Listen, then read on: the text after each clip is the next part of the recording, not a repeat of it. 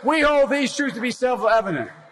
All men and women created by you know the thing. The Me Too movement has forced a cultural reckoning around the issue of sexual violence and harassment against women in America. No man has a right to raise a hand to a woman in anger. And so we have to just change the culture, period, and keep punching at it and punching at it and punching at it. Very poor choice of words.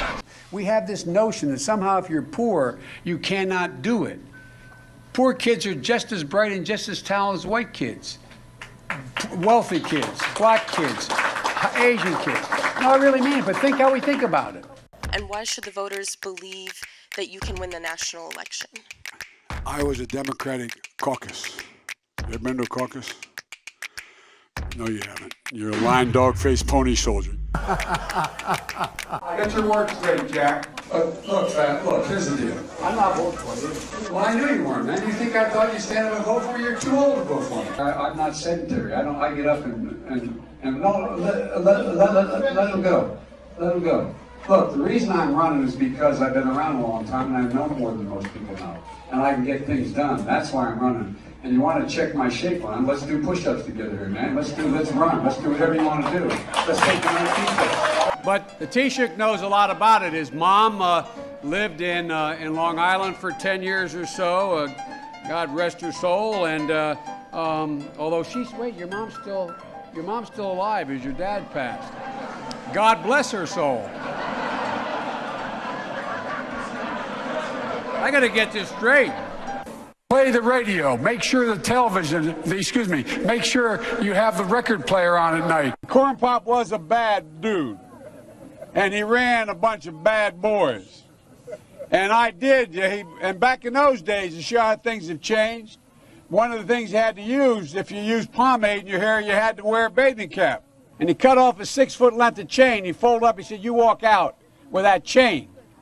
And you walk to the car and say, you may cut me, man, but I'm going to wrap this chain around your head. So I walked out with the chain.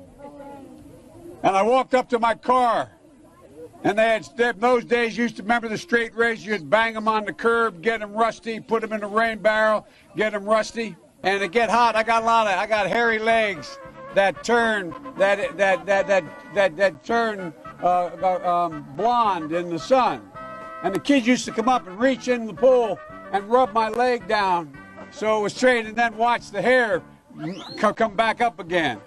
They'd look at it. So I learned about roaches. I learned about kids jumping on my lap. And I've loved kids jumping on my lap.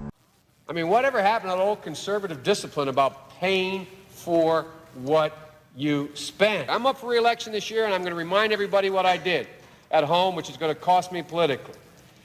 When I argued that we should freeze federal spending, I meant Social Security as well.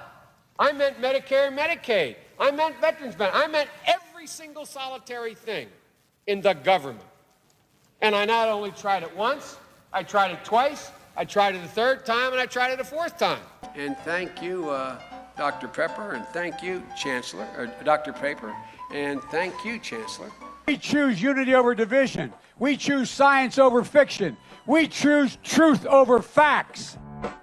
Paul Ryan was correct. When he did the tax code, what's the first thing he decided we had to go after?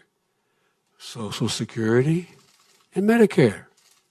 Now, we need to do something about Social Security and Medicare. That's the only way you can find room to pay for it. We've acted together. We have never been unable to overcome whatever the problem was. If you agree with me, go to Joe 30330 and help me in this fight. Thank you very much.